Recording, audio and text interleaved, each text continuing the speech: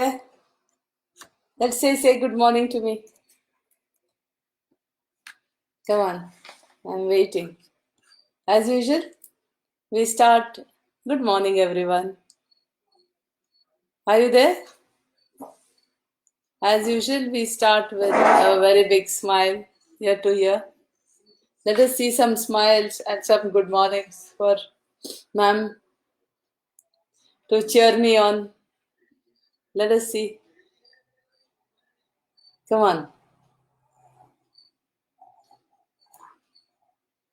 Good morning. It is a nice, rainy Thursday today. It's been raining and it's a little pleasant, much more pleasant. April showers are wonderful, aren't they? When it's really hot and God says, yeah, enough, people have sweated, let them have some rain. Good morning, Vesepide. Good morning. Namaste. Karen, good morning. Yeah, Ahmad, Shubhodaya. Bharat, good morning. Baryale, good morning. Yeah, great, great. It's nice to see that you all are there. Yeah, yes. Shall I start? Okay. All of you give a nice big smile in the comfort of your homes. Give a nice big smile.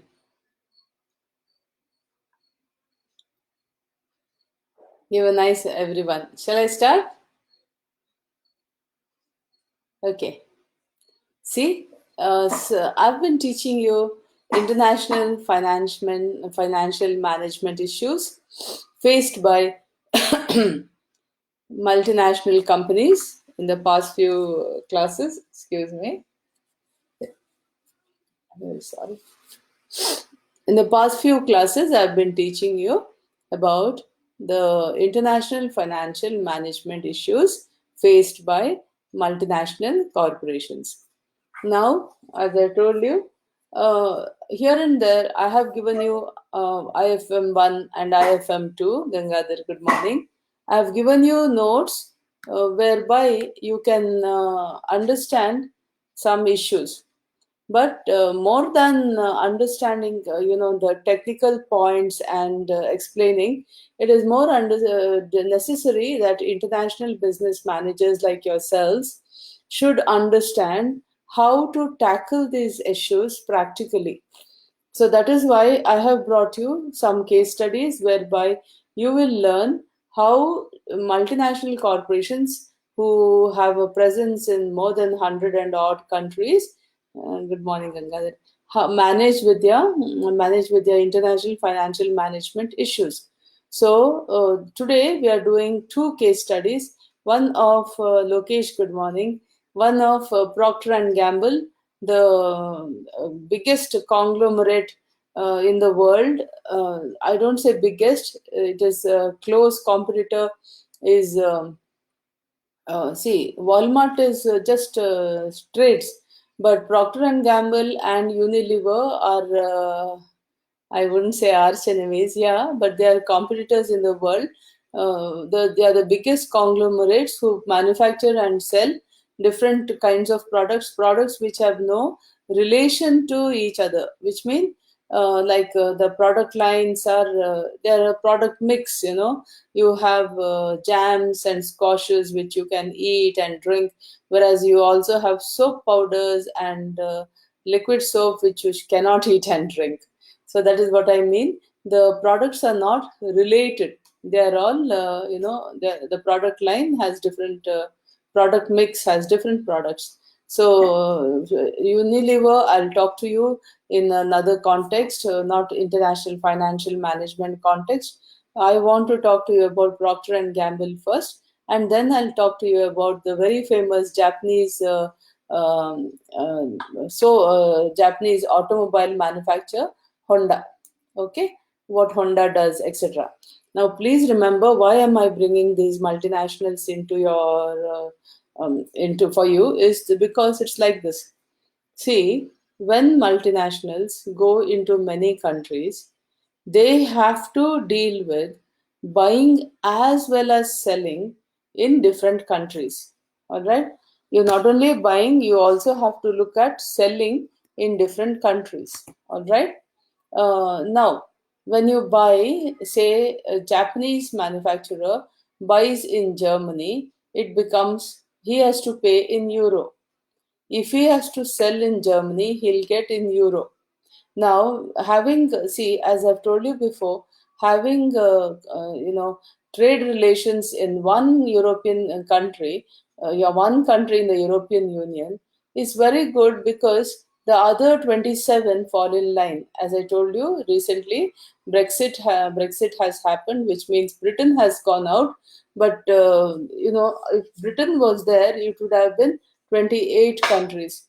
Now, why am I saying this? European Union is a regional economic integration area where all the rules and regulations are similar. The taxes, everything is similar.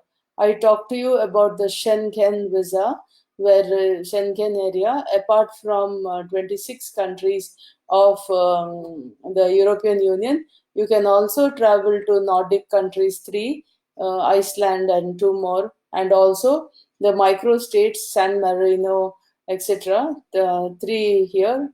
So you have about 26 plus 6, 32. Morning, Rajesh. 32 countries, in Europe and around Europe.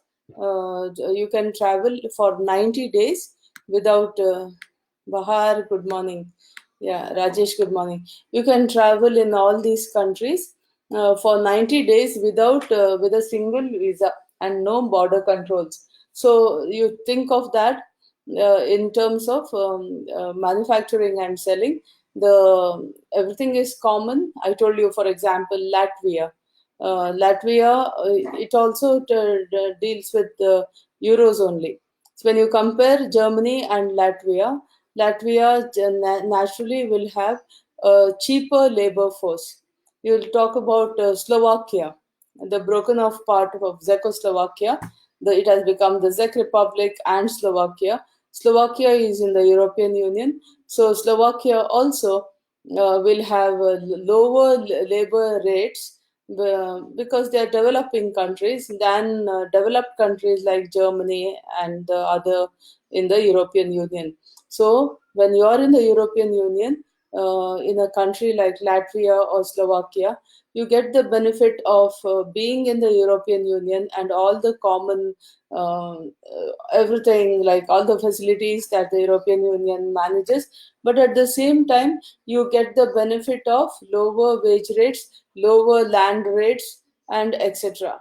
And also the open mindedness of the government, whereby they want, see, every government wants their people to be employed, because employment gives people food and prosperity.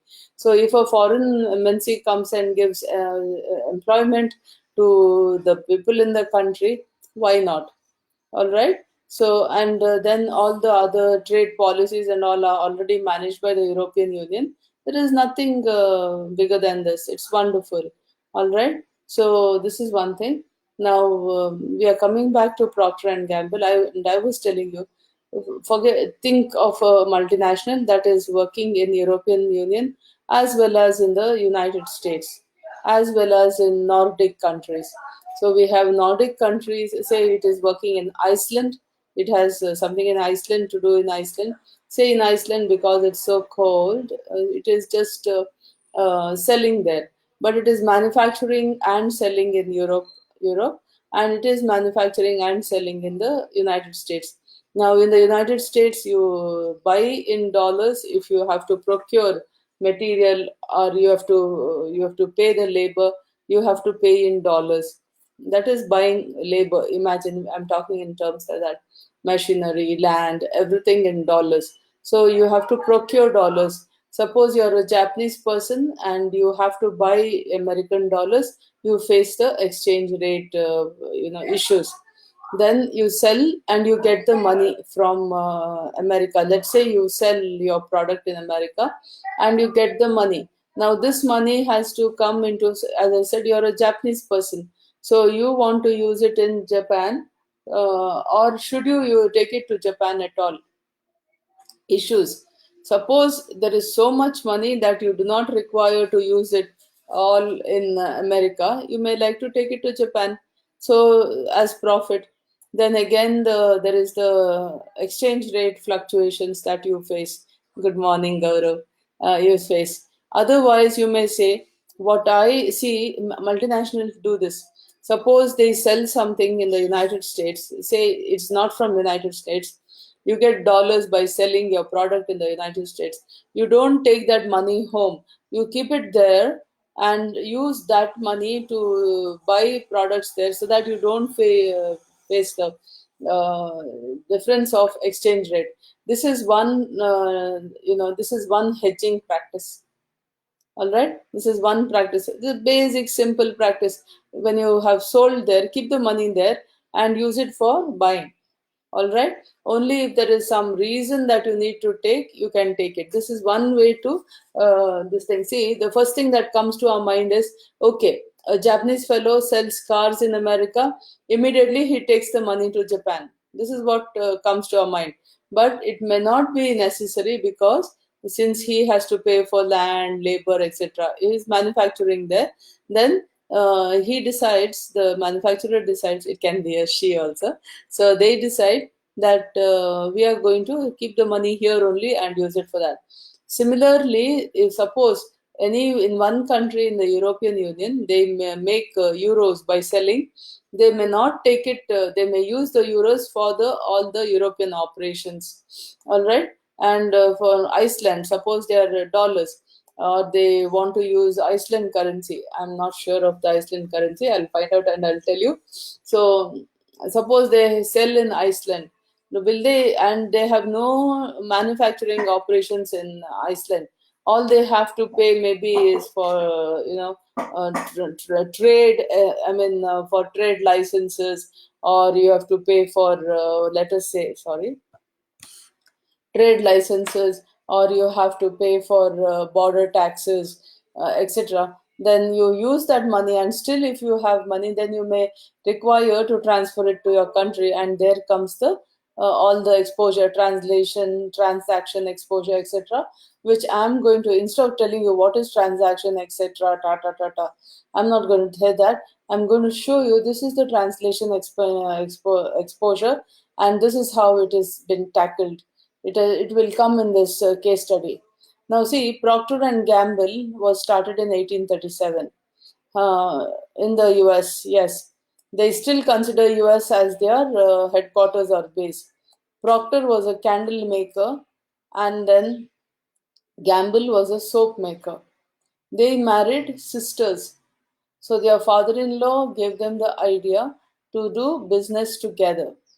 So in 1837, they started making soap and manufacturing soap and selling. By 20 years, it is said in the 1850s or 60s, 20 years should be 1857, etc. Their sales had skyrocketed to $1 million. And they say it was able to create a soap called Ivory Soap. In 1890, the family owned company was incorporated in Cincinnati, Ohio. At that point, it was selling already in 1890 30 different varieties of soap. Now, if you look at the 1990s, that was 1890, we will jump one century and come to 1990. And in 1990, Procter and Gamble was producing and marketing some of the, even now, world's most recognizable brands, such as Tide. Tide is soap, detergent soap, so, or detergent powder. All right, Tide. You have Pampers. Pampers are diapers for babies. Pampers are so famous that many times, instead of saying diapers, we say Pampers. It's like generic word is it's diapers. It's not Pampers. Instead, you'll just go and say, "Give me Pampers." You won't say diapers for babies. So, like you have Xerox. Instead of photocopying, we say Xeroxing. So Xerox is actually the brand name. So same as Pampers has got such popularity. Then you have Bounty. Bounty is the chocolate. Yeah. I think Bounty is the coconut based chocolate Bounty. Then you have Pantene shampoo. You have Vicks, yeah, which maybe I need to use given the irritation my nose is causing me. Just joking. Vicks. Then you have Pringles. We all know about the Pringles chips. Yes, and the famous cartoon character that goes with the Pringles, and then Crest. Crest is not in India, so we may not know. Crest is toothpaste. Mallikarjun, good morning. Crest is toothpaste and all the all the dental products that go with it. So these are the very famous brands. As I have told you, it's a conglomerate. Tide is soap, Pampers is diapers, Bounty is chocolate which you can eat. You can't eat Tide. Just joking. What I'm trying to say, the products has those you can eat, those you can't. Then you have Pantene, Vicks, Pringles, which you can eat, Crest, which you shouldn't. You just have to brush your teeth with it. So all this. Okay. Now let's come back. See. Now Procter and Gamble was manufacturing in the U.S. and selling. When they went abroad, they found that it is better to go and establish a manufacturing facility in that country. Imagine manufacturing soap in Cincinnati and carrying it all the way to Canada. Your transportation cost will be much, much more than the cost of the soap. A bar of soap, imagine a person in Canada will say, I'm using an American soap made in the made in the America and transported to Canada. See, America is a big country, and imagine transporting it. It would be ridiculous, isn't it? So, when I was telling you about international logistics and international production and operations management, I told you it depends upon product to product whether you need to go and establish in that country of operations or manufacture in your country and sell. I told you about Bidadi, the Toyota Kirloskar motor.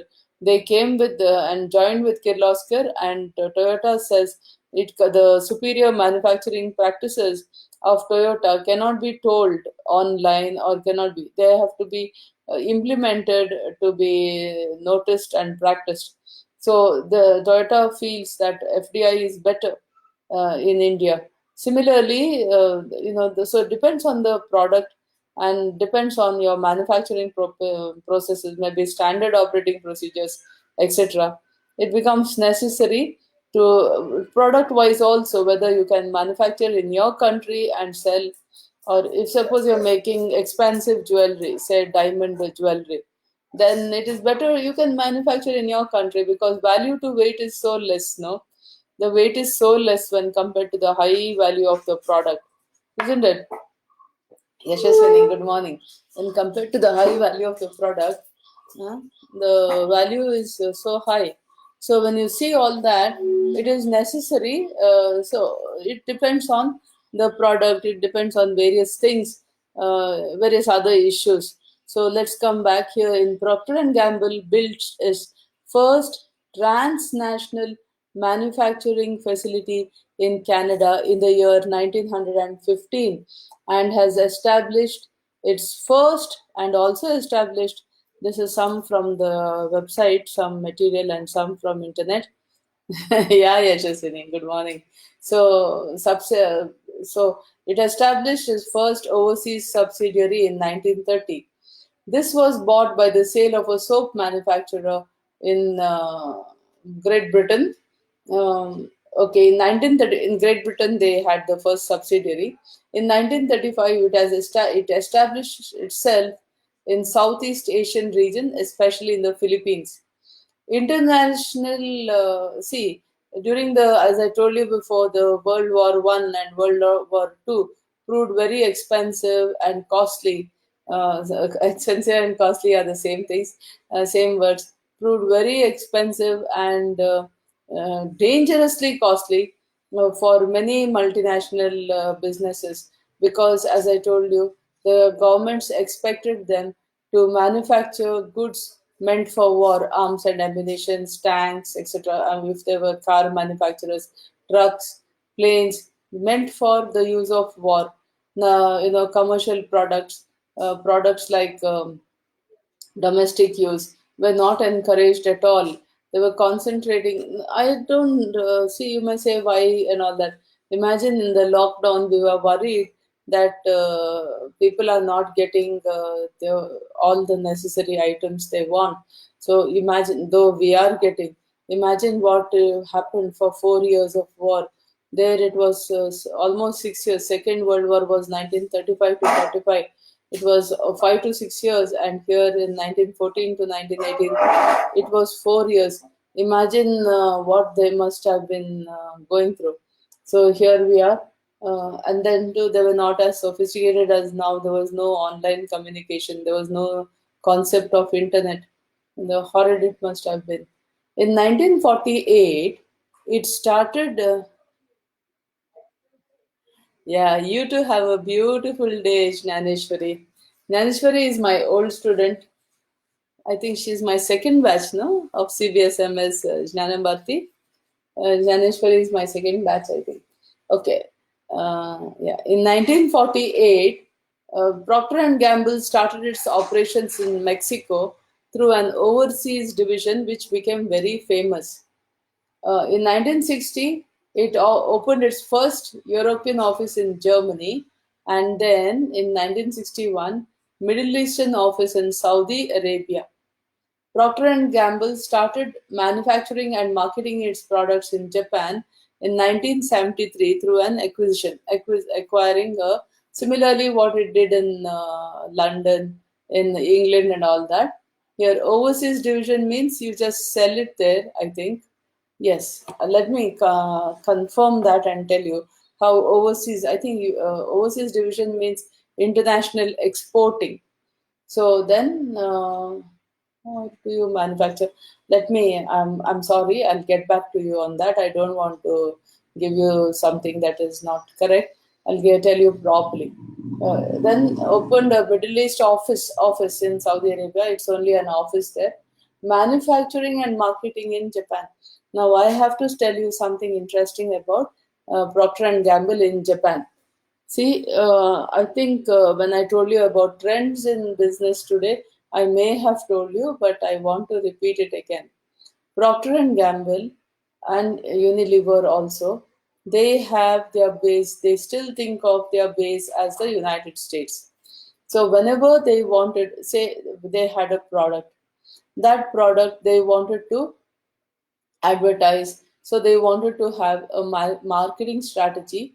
So they found a marketing strategy. They devised a marketing strategy for the product in the United States.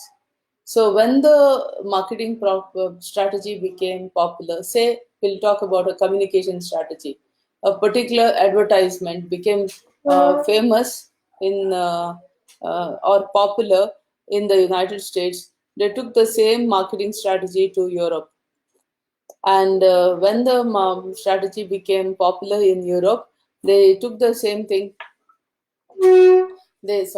They took the same thing to Japan, mainly Japan, and then to the other Asian countries like Philippines and all. So many times, what happened is the products that were suitable for the American citizens were suitable for the consumers of Europe also, but without customization, they were not suitable for Japanese people. So how do we work around on this? See, for example, Procter and Gamble went and started selling Pampers, the baby's diapers, in Japan, and they were selling well. What happened when, in a few years or down the line, I don't remember, I don't know when, they found that a local company's diapers were selling more than Procter and Gamble diapers. So Procter and Gamble has very good research operations. They found out why, and the reason they found that. See, it is like this. This is my reasoning. American people are well built, taller, than taller than average. I would say above average, most of them. So, and their babies must be big. So the Pampers were made to fit the American child. When you come to an Asian country, the people are definitely more petite. They're shorter, etc. So their babies also will be smaller and cuter. So the Pampers that was meant for the American babies must have been not fitting the Asian babies. And if a pamper doesn't fit, God, one of the worst things in the. Yeah, you need the pamper to fit. That's why you're putting the pamper anyway. I mean, diaper. See, I've also started using pamper instead of diaper. So that was the reason. So Procter and Gamble went back to the laboratories in the US. They developed a product that was called Quick Fit, I think, diapers. They brought it back to Japan, and then the Japanese people liked the pamper, which was remade, and write the diaper, the pampers, and the sales increased. Procter and Gamble, it is said, sold the same pamper made for Asian country in the US also, and they succeeded. And they succeeded. All right, the Quick Fit diaper or something it was called, that became famous in US also. That was originally meant for the Japanese market. So these are the issues we have. Now, then one more thing. See, I would like to say it like this.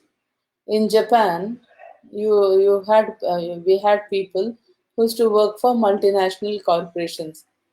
Initially, when the multinational corporations were there during the 1900s, early 1900s, as the companies were developing, they gave people shelter, whoever were employees in the, they gave accommodation to people. All employees had their own, accommodation in the company. Later on, what happened? As the company became popular, the employees also got paid better, they became rich, and they started living outside and got more salary. See, you see it like this. Suppose you have only 10 rupees to eat in our country, you would probably eat what you could get is rice and sambar, rice and a certain curry to put on it. Sambar is our famous South Indian, curry. You do it with lentils, or you do it with some kind of grams or dals, and add vegetables to it. So it's a wholesome curry, vegetarian of course, and you add it to your rice and eat. So probably you'll get rice and sambar for 10 rupees. Suppose you have 20, you would take rice and sambar and you would take an accompaniment like something to crackle. It would be probably what we call an appala, happala, or sandige, papad, and this is, or something that has been deep fried, maybe a chicken kebab piece or something like that. So when people, what I'm trying to tell you is, when people have more money, they tend to eat oily food. It's always something, an accompaniment that is a oily snack, something like this, chips or something like that. So what happened with the Japanese is, over a period of time, their food had become oilier, more oilier. I won't say Japanese food is oily, but their food had become oilier than before. Now, what happened is, Procter and Gamble found that Japanese homemakers were not using the dishwashing liquid very little. They were not using very little. They were splashing on the dishwashing liquid onto their dishes, meaning the dishwashing liquid was not powerful enough to cut through all. That's what they say in the advertisements, cut through the oil. So this is something that research showed in Procter and Gamble. So they went back and they developed a dishwasher liquid, dishwashing liquid that was more powerful than what was available in Japan. And then they found one more thing. See, this is another thing. The dishwashing liquid that was available in Japan came in tall bottles, long bottles, tall bottles. And it was difficult to keep them in the shelves. If you see behind me, where or here, if you see behind me, I have a small shelf there. And if you see further down the line, I have here a long shelf where I've kept a bottle, longer bottle, scotch bottle, vinegar bottle, or etc. So I cannot keep bottles over here. So imagine that shelf, and you had to keep the tall dishwashing liquid. Then it was not possible. It had to be kept on the floor, and people who were selling were not happy about it. So another thing, another development that Procter and Gamble did was to supply a stronger dishwashing liquid with shorter bottles. So there we had, Procter and Gamble also started making good sales with that. So you must remember that Procter and Gamble has good research and development team also. Despite this, one more thing I want to tell you. In the 1980s and 90s or something like that, a soap was developed by Unilever called Persil Power. Persil. And it was also called in the Europe, I think it was called Persil and Omo Power. It said it was like one of our soaps which uses even if you have a dirt, it just goes away with the modern day soaps. So similar soap before, when I was younger, we the you had a stain on your clothes. It was difficult for your family to scrub it and use it. But now these magic soaps are, I'll call them magic soaps. You just put a little and scrub it, and the stain is gone. You don't even have to scrub it. You just put the soap in the washing machine and the stain is gone. So when you see all that, Unilever brought the first soap, and then Procter and Gamble engineers, I believe they, took it to the laboratory, and they said it contains. I'm not sure manganese or magnesium. I think manganese. It contains that soap contains that element, which will tear your clothes in 15 washes. Now, when you see the time period, then mm, when you see the time period, then and then I just got a message here which says actor Rishi Kapoor has passed away.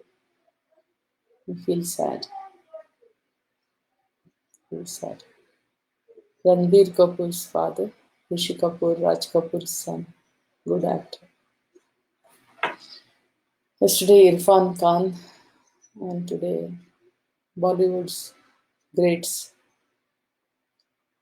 Okay, sorry, I got a little distracted with that. It's very sad. Let us say condolences. May his soul rest in peace. Now, let us come back. I was talking to you about, soap. And what happened is Procter and Gamble engineers took it to the laboratory and said it contains. Now today, a T-shirt is as cheap as 200 up to 2000 odd. The common man, Suraj, good morning. So what happened is when in 1990s you could not afford to lose your clothes. Today the t-shirts or whatever are rather cheap, clothes are rather reasonable, and we have more purchasing power.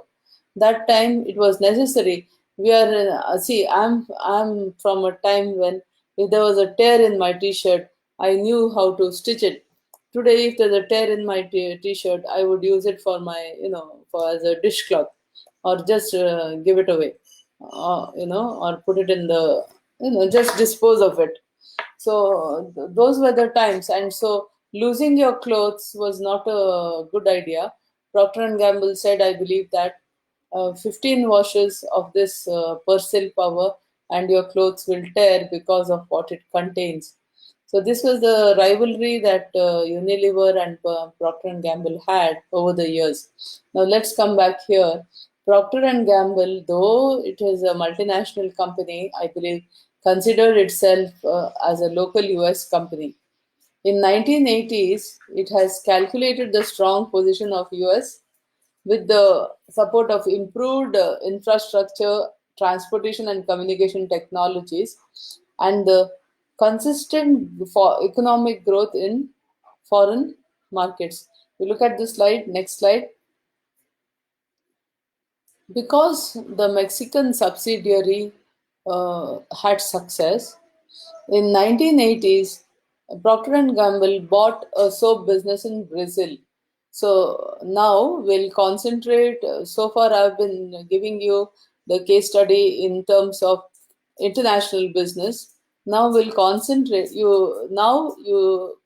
Think in your mind how it is going to many different countries and how it requires to buy and sell in various foreign exchange, various currencies. Okay, it has expanded into Colombia, Chile, Peru, and Argentina in the early 1990s. Expanded in Japan and started a joint venture to manufacture products in China. Now, in China, because of the communist regime, you cannot you cannot have private enterprise.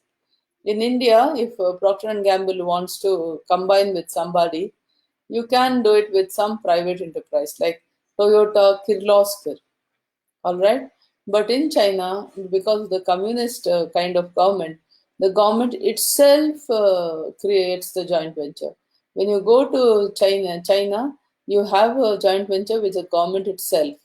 It's a new, different kind of model that you don't see anywhere else in the world as far as my knowledge goes. It also started East European operations in 1991. It says on my slide here, Czechoslovakia. In 1989, if I'm not mistaken, after the Glasnost, the disintegration of USSR into Russia and the 1312, I think, other states, then Czechoslovakia did not exist. It became the Slovakia and the Czech Republic. But when Slovakia and Czech Republic happened, could be in the year 1991 or afterwards. Russia in 1989. Now it has Eastern European operations like Czechoslovakia, it says, Czech Republic and Slovakia will take it, Hungary, Poland, and Russia. Procter and Gamble provides branded consumer goods all over the world. See now, its products you take it. Now you have to concentrate on the fact that Procter and Gamble is all over the world in many different countries, and thereby it requires to create its operations in different currencies. All right. So its products are sold in more than 180 countries, mainly through mass merchandisers, grocery stores, membership club stores, and drug stores. All right, we'll just go ahead. Now, it has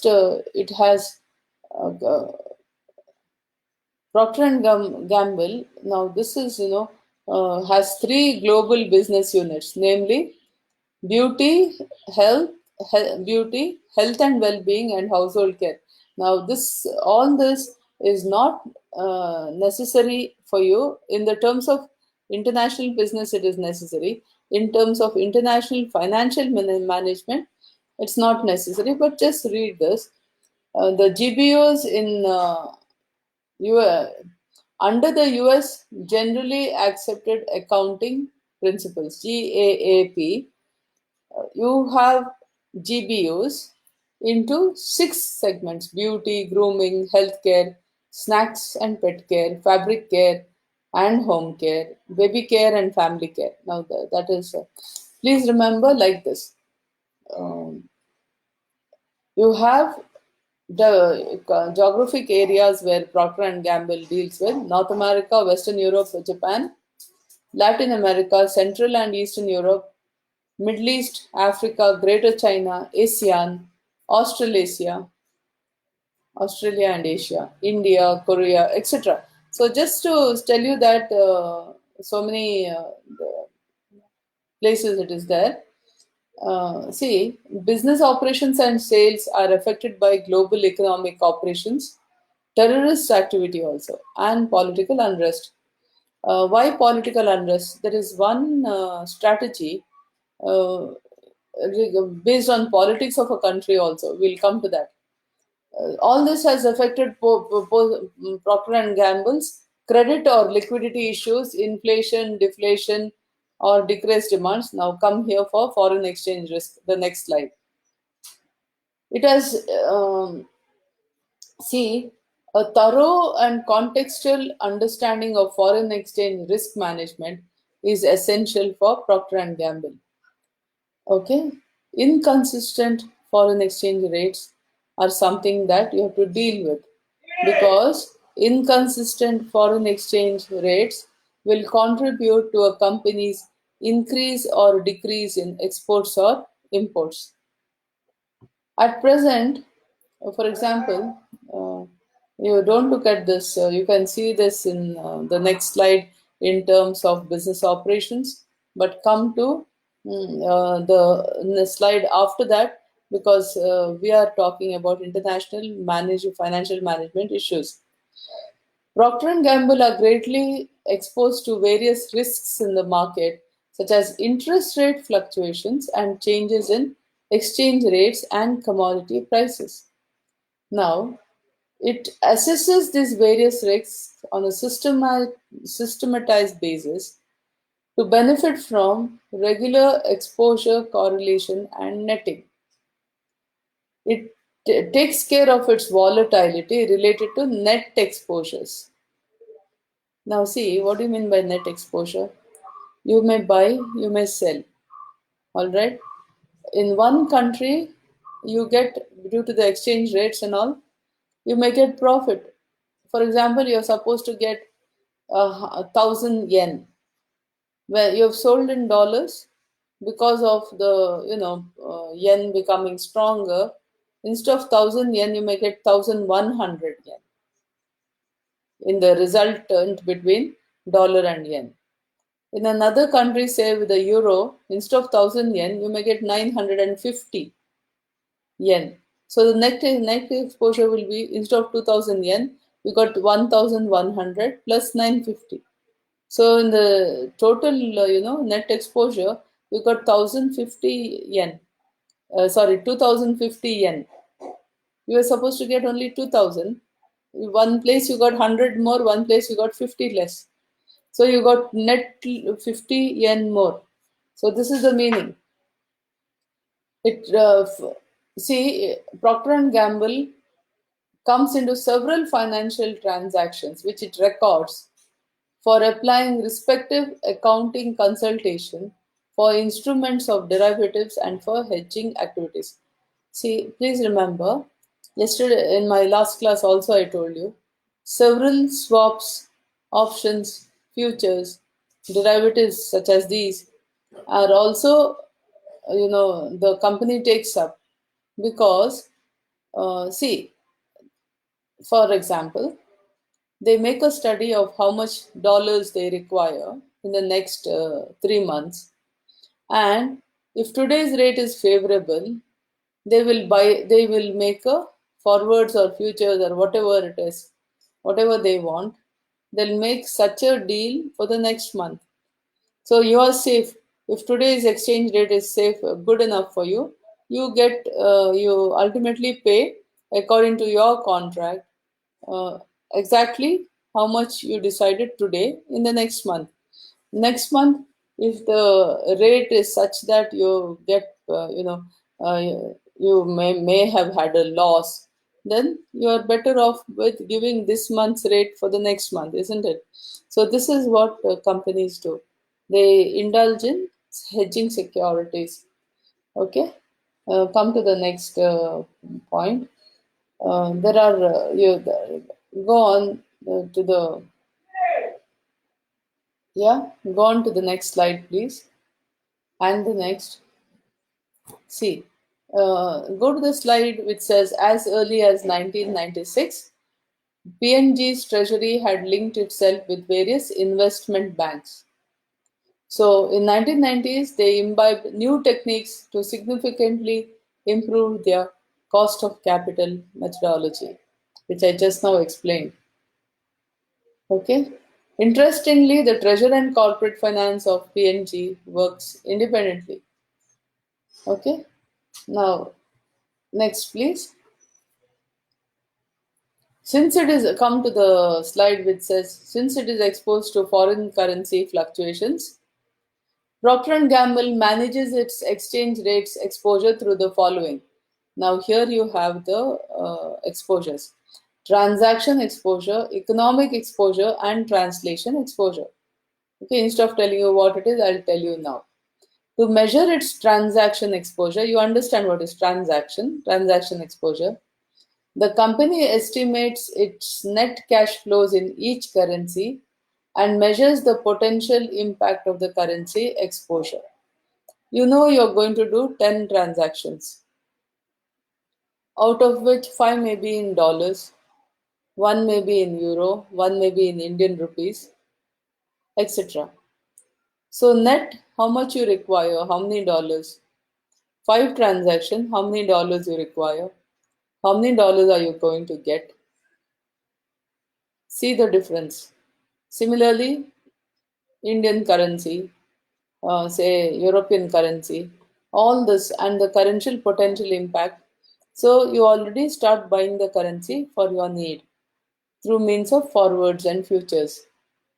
To measure the impact of currency exposure, the company uses a series of monthly percentage changes in each currency. All right, see, some research is done. Okay, now we come. Now, so far, I'm talking to you about transaction exposure. We come to the second type of exposure, that is economic exposure. So, what does PNG do to measure its economic exposure?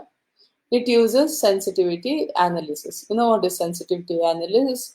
It is what if analysis. For example, you have, as I previous slide I told you about correlation. No, this is the sensitivity analysis. If I invest so much in we'll take two parameters, advertising and sales. Suppose I invest so much, or I spend so much in advertisement, what is my sales? All right, this is sensitivity analysis. What if? All right, so this the correlation is used for economic exposure. Depending on, see, company uses sensitivity analysis, which considers different sales and expense categories depending on various exchange rate scenarios. All right. To translate the translation exposure, PNG follows the FASB guidelines for valuing existing currency derivative contracts. Now they have existing currency derivative contracts. I told you they use the derivatives in order to when they forecast that they require so much currency and they need to buy the currency. It is I'm comfortable with today's rate. So for next month, I don't know whether today's rate will exist. So I already make a deal for next month's requirement of currency today based on today's rate. I think I'm clear, right, class? Are you following me? Can you give me a thumbs up in case you want me to explain more better? Can you give me there an indication? Now, what is FASB? It's a private non-profit organization standard setting body whose primary purpose is to establish and improve generally accepted accounting principles within the United States because due to public interest. All right. Now, I think you have understood most of what I'm trying to tell you. You just look at this. There's something called invoice currency hedging. This is an operational technique. Thanks for. This is an operational technique which is less known than swap forward contract, future, and option contracts. This is called invoice currency hedging. Procter and Gamble can share or shift or diversify exchange rate by specifically electing the currency of invoice. They can decide how much. See, they know they can forecast the. See, let's not go into. See, it can avoid. I'll read this first, then I'll explain. It can avoid exchange rate risk by invoicing in domestic currency. Thus, it is able to shift exchange rate risk on the buyer. It is like this. I need to pay. I got a consignment from country A and I need to pay, or like this. Country A and I make a deal saying I want a consignment of certain goods from country A. Now country A person will tell me that I need to pay. It will come in 30 days. So in 30 days plus 15 days, in 45 days he needs the money. So today I know that in 45 days I need currency of country A. So I go to my bank and I invoice it in my country, and in forwards or whatever, I will not go into forwards, futures, options, put, call, etc. You already know it. Whatever is available, I will invoice my currency for 45 days later in my currency. So what happens when I pay the bank in my currency and finish it? I've already paid and finish it. 45 days later, when my bank pays their bank, Mr. A's bank, if there is any fluctuation in currency by which my I'm going to benefit and Mr. A country might I think will lose, then it is his headache. If it is beneficial for him, it is for him. But if it is loss, it is his headache. Okay? But do you think it works all the time? People will not like to be losers all the time, isn't it? So this is invoice currency hedging is not something that's very popular unless you have a monopoly. I'm the only one selling this. Very few people in the world are selling this. You have to buy it from me, then you can play this game. Otherwise, this game of invoice currency hedging doesn't work. All right, this is one this thing. Let's go to the next slide. Now, I want you to understand what is a soft currency and what is a hard currency. A soft currency is one with a value that fluctuates, predominantly low as a result of that country's political or economic uncertainty. Now, it's also called a weak currency. See, as I told you, political instability in a country can cause a lot of currency fluctuations. So, such a currency, such currency of such a country where there are political strife or not very strong, various things are there apart from political strife. Such a currency is called a soft currency or a weak currency. Keep that in mind. So, what is a hard currency? Hard currencies come from countries where the political system is pretty steady and economic growth is seen. They are very stable. They are very stable, so much so that all people, many anywhere in the world say, this currency is okay for me. You pay me in this hard currency. All right, okay, like the dollar. So hard currency refers to money that is issued by a nation that is seen as politically and economically stable. They are widely accepted around the world as a form of payment for goods and services and may be preferred over the domestic currency. Maybe an Indian says, I prefer being paid in the dollar rather than the Indian rupee because he finds the American dollar powerful. If it is allowed to take in American dollars, he will take it. This is the meaning of soft currency and hard currency. Come to the next slide. We are doing league and lag hedging. Yes, Suraj. A hard currency is the by default only is more popular than a soft currency. You wouldn't like to. I don't want to name a country and say, but you would like to American dollar rather than some Asian countries. Uh, some country which is developing, the currency of that country you wouldn't accept. So naturally, hard currency is more popular because it is more acceptable and it's more stronger. I explained to you. League and lag hedging is also an operational technique to reduce transaction exposure. Lead means where you collect. I told you lead and lag in correlation. I've taught you. All right, an incident is happening. It will happen next month. Say election in a country. So some things, say prices of some goods go high, go low, etc. Or uh, in anticipation of, say the budget, some goods, price of some goods go high, go low. This is the event is happening later, but the actual event will happen later. Y will happen later, but X is falling in anticipation of Y. Opposite. Y has already happened, but X will fluctuate later. That is lag in correlation. Keep this in mind and we'll go. Lead and lag. Lead means you pay or collect early. Opposite is lag. So the company will lead soft currency receivables and lag hard currency receivables.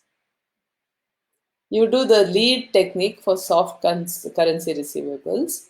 Suppose you're selling in a country like Philippines, and we will consider that with due respect to the country Philippines. Let us imagine it's a soft currency. Definitely, Philippine currency, American dollar is more preferable to Philippine currency. So, suppose you have to receive in Philippine currency, you will receive it in advance. And suppose you have to say, and you have to receive American dollars, you will go into that's a hard currency. You will go in lag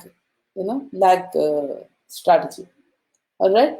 The firm will attempt to lead the hard currency payables and lag soft currency payables. All right. Uh, what I said is lead and lag, soft and hard. The opposite is lead and lag, hard and soft when it is payables. All right. So when you pay hard currency, you will pay first, and then lag soft currency you will pay later. All right. Lead means collect early. All right. For this, you have to sit down and you have to read the slide again. Just imagine in your mind, and you will understand. All right. The extent by which a company can effectively use this strategy results in reduction in transaction exposure. The other strategies to manage operating exposures include, see, I told you last time also, we talked about BMW. Choosing low cost production sites. Kia in Slovakia, Kia in India, BMW in India, low cost production as compared to Europe. BMW is in Germany, but why does it manufacture in India? Why does Kia manufacture in Panukonda, Andhra Pradesh? Why does Kia manufacture in Slovakia? South Korean manufacturer, second largest after Daewoo. Excuse me. So, choosing low cost production sites, all right, and They also select to build and maintain production facilities in low-cost countries. Next, flexible sourcing policy. This is in international sourcing. I've told you, wherever you get lesser, goods for a lower price with the quality that is good enough, you will buy there. But if you have to transport and the costs are over your head, you may not. All right. Then also high cost versus lower cost domestic workers. Market diversification. I think the last slide I want to explain is R&D. R&D investments can enable a company to sustain and empower its competitiveness. This is part of international business. It is not exactly the international financial management issues, but they're all related. So I think I will not go into this. See, financial hedging, I've already spoken to you. This is a very interesting thing. I would like to close this slide. The rest I will require you to read. It is very interesting because when you answer a question, it would be, I would say, I've given you so many companies. I would say, discuss, suppose, discuss the international financial management issues of, excuse me, a multinational automobile manufacturer in India or a multinational conglomerate, with these products, such and such a products in India, and has, I will also give you a few countries and says it has operations in these countries as well as India. You discuss the, issues. All right. So that way, come to the next slide. What was the next slide, class? I gave you Honda. My neighbor is frying something.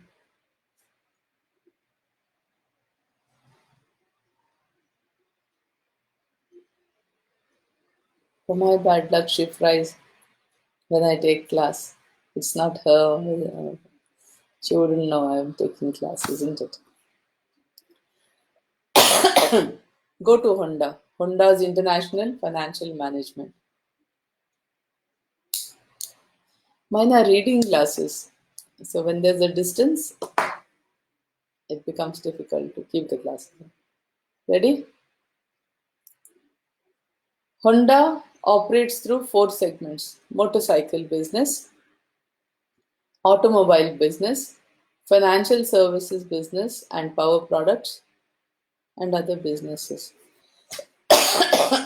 Motorcycle business segments produces sports motorcycles, including trial and motocross racing, and business and commuter models. You have the CBR in India. And a range of off-road vehicles such as all-terrain vehicles and side-by-sides. Automobile business segment offers passenger cars, light trucks and mini vehicles, such as vehicles powered with alternative fuel such as ethanol, battery electric and fuel cell vehicles. Financial services business segment provides various financial services, including retail lending and leasing services to customers. Especially when you sell cars, you're required to do this kind of service, as well as other financial services comprising wholesale financing to dealers. Will you please excuse me? I need a sip of water, otherwise I'll keep on clearing my throat.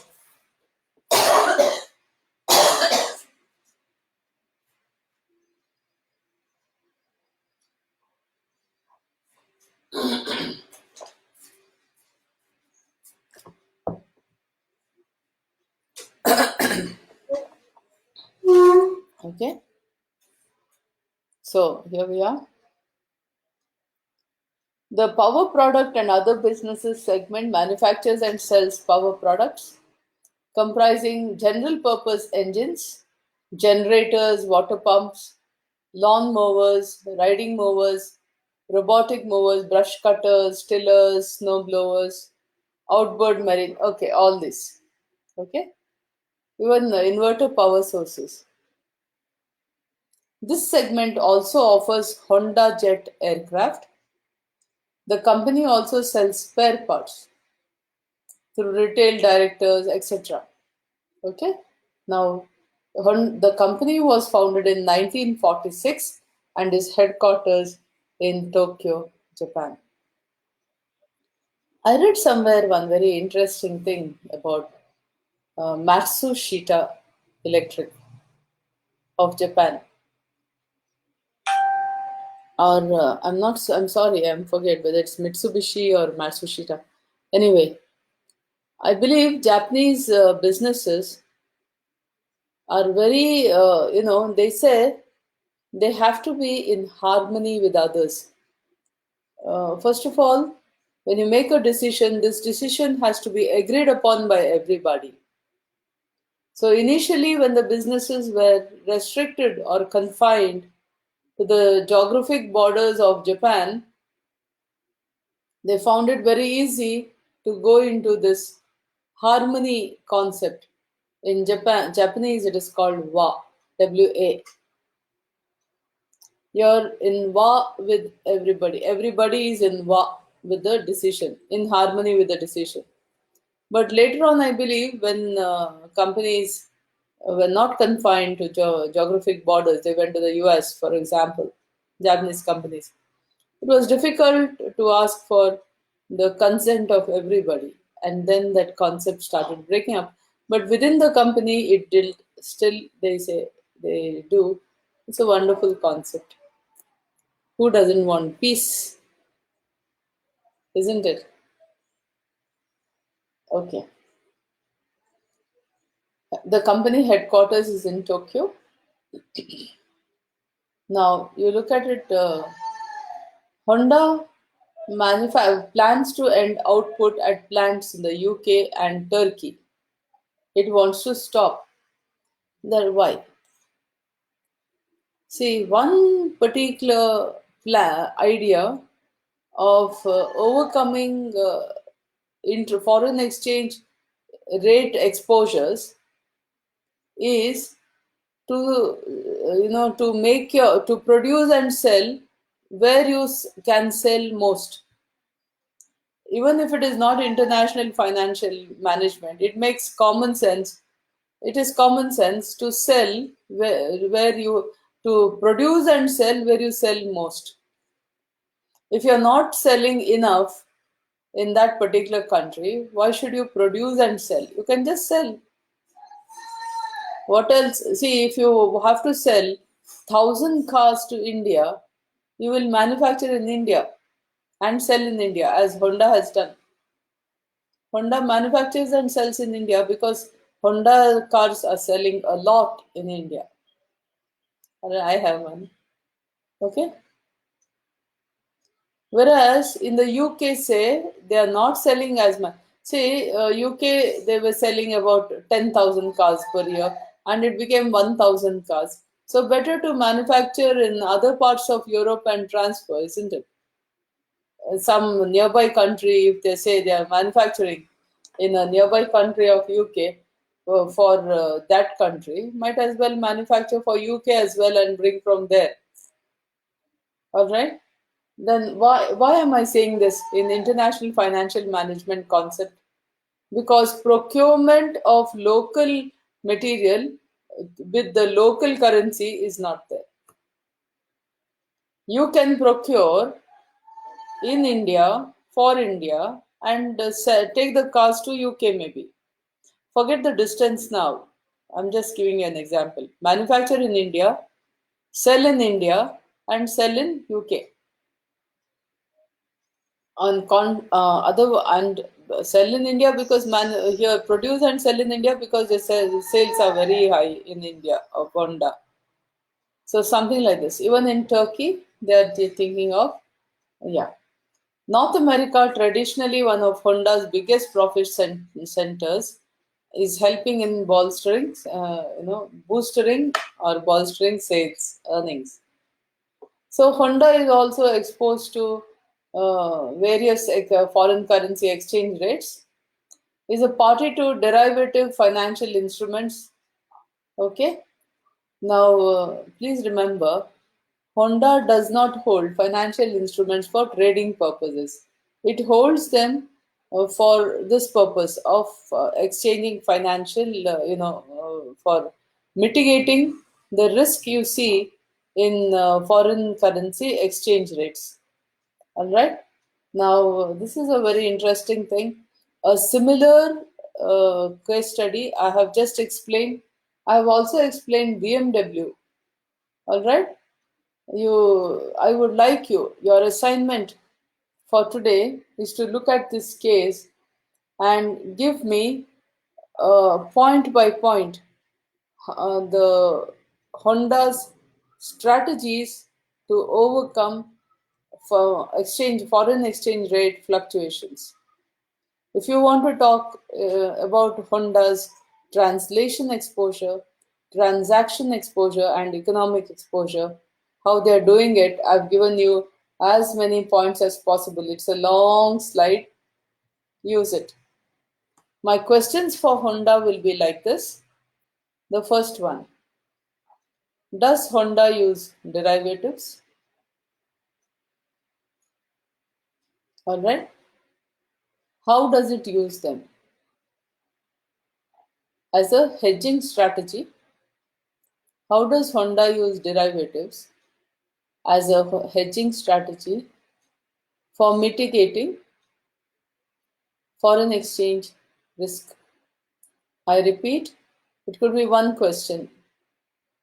How does Honda use derivatives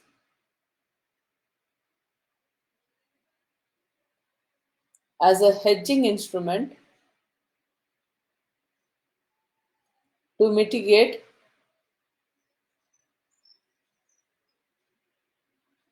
foreign exchange risk? The second question will be: discuss all the strategies of Honda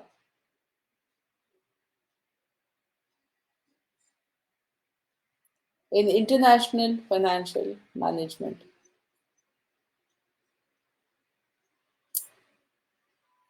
Okay. Finally, that's all. You look at this. I've given you this case. Look at it. Look at BMW case. I explained BMW case also. Look at Honda case. Look at the previous case and explain Honda case. Okay. Now, I think three more I have given you. Okay. Now, to sum up, see, in international financial management, where international financial management is concerned, please remember that a business has to buy and sell in different countries.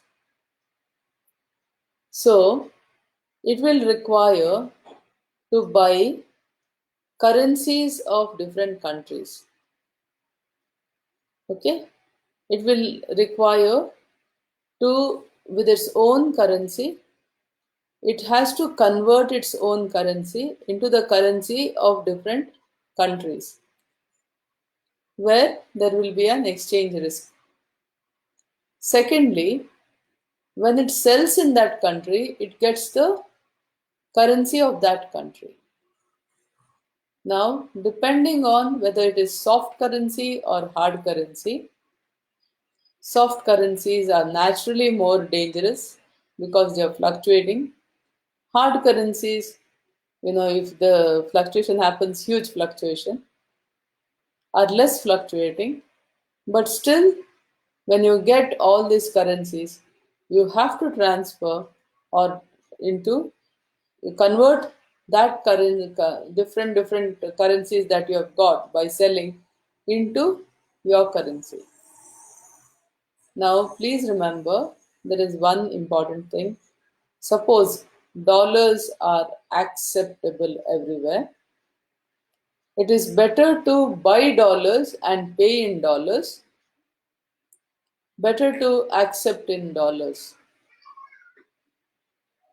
Then, when you need to pay in dollars, you can basket all your currencies together into dollars and buy dollars at one shot to save transaction costs. You understand? You buy in dollars, you sell in dollars. Different currencies are not your headache. All right? If it is possible. This is one hedging strategy. All right? So there are various strategies like this. Please remember, and also requirements of currencies put together and then convert them into one short dollar and use it. This could be the strategies. All right? And on the international business side, try and make the requirement of your foreign currency lower. All right? Try and make it lower. I told you. Produce and sell where you have most sales. Just sell where you have less sales. Do not produce there. You understand? These are organizations that regulate foreign exchange. Not now, Masood. I will talk to you in my next class. Okay? Now, if you are a financial management student, your teachers will teach you, but I can tell you where you will exchange the currency, etc. Today's class has been a little heavy already. It is already 1 hour 15 minutes. It may be time for you to go for another class. When I do that topic, I need to do thoroughly. I'll do it well. In my next class, I will come back with the organizations that regulate foreign exchange. Actually, to be honest with you, in international business, I don't do it. I leave it to the international foreign, IFM, it's a financial management teacher to do it with and it's not very necessary for international financial student, international business student. International business students, if you have agencies that regulate international business, it's enough. But now, since you have asked, I will do it, but I'll do it in my next class for a short while, say 10 or 15 minutes. And then, yes, Anand. And then I will go on into other concepts like international human resources management. All right. I think we have dwelt quite a lot on international financial management. Please do this Honda case study for me. I think you should do at least 4 whole pages in your long notebook, 4 whole pages. See, when you do all the case studies that I have done, nearly 5 case studies I've done, you will understand all. You have to concentrate on translation exposure, transaction exposure, economic exposure of all these MNCs and how they do it. And concentrate on how they use forwards and futures, options, etc. to buy the currency. All right? Because they anticipate the currency and they buy it. How they buy it? Why they use, see, they don't trade in these derivatives. If they are trading in these derivatives, it must be a financial services section that trades in it into the different business model altogether. But when you are a manufacturing company, you go into derivatives for the sake of your own need. This you have to understand, not for the sake of making profit. All right, you don't trade in the derivatives like that. You don't speculate or anything. All right, you do it for your own benefit. Now, this has been a heavy class, isn't it? I hope you understood. Yeah. Um, for those of you who are not going to do financial management, you're not going to do finance, this is more than enough. Just do this case study well, and that is enough for you to understand international financial management issues that multinationals face. All right. I think I'll stop here. Masood, I'll definitely do it for you next time. Good morning, Lokesh. Yeah, I'm at the end of my class, guys. All right. Uh, Sometimes I don't know whether you are my old student or my current students. I can see that the views are pretty less today. I'm a little disappointed, but never mind. Towards the end of the day, I see that there are plenty of views. You all are 79, but international business classes, I get more than 100 views. Next class will be first, I will tackle what Masood has requested me. I'll do that, Masood. And after that, I will talk about international human resources management. After that, once that is over, I'll go into international marketing management. All right. This is a very comprehensive case. I've given you enough material. With this, I think we are concluding international financial management. So if you need any help from me in the what I have already done, there might be one or two issues where I need to redo what I have done. Redo means I have given you an intro. I may need to go deeper into that particular topic, which I will. And if you want me to go into all the whatever I've taught, if you need me to do more on this topic, please let me know. Okay? Be strong, class. Be brave. Eat well. Stay healthy. Stay at home. They say if you stay at home, the virus stays out. Good news is that in South Canberra and all that would be, they have not opened the borders. Yeah, thank you too, Masood. Yeah, they have not opened the borders, but they are opened shops and all that. Small time people, small businesses who have was suffering very badly will get a chance to, yeah, start their businesses again. Let's encourage them. Thank you, class. I'll see you in the next class. Bye then. Have a nice day. See till I see you again. Yes. Bye, Fawad. You're riding a cycle, is it? God bless all of you. Stay safe. Jai Hind. Jai Karnataka. Sushank, good morning. Yes, Gaurav. Thank you. Yeah, smile. I forgot to tell you. Smile. Smile, everybody. Yeah, smile, Gaurav. Yes, year to year. Bye, class. God bless you. Jai Hind. Jai Karnataka.